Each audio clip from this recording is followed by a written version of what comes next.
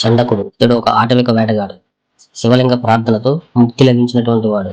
ఒకరోజు చండకుడు వేటకు అడవికి వెళ్లి అక్కడ శిథిలమైపోయిన ఒక శివాలయాన్ని చూసి బాధపడతాడు.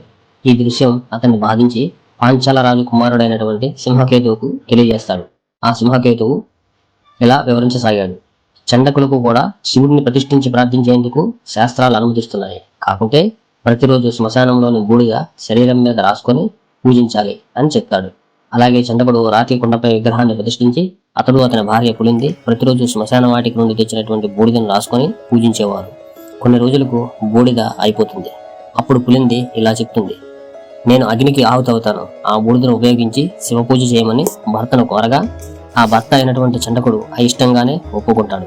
మరునాడు పులింది చనిపోయిన బూడిదతో పూజ చేసి సాయంత్రం బిగ్గరగా పులింది పులింది అని రోధించగా ఎదురుగానే ఇంతకు ముందు కంటే ఆరోగ్యంగా నిలబడి ఉన్నటువంటి తన భార్య అయిన పులింది కనబడుతుంది. దాంతో చండకుడుకు ఆనందం కలుగుతుంది. తర్వాత ఒక పుష్పక విమానం ఇచ్చి వారిద్దరిని శివలోకానికి తీసుకువెళ్తుంది.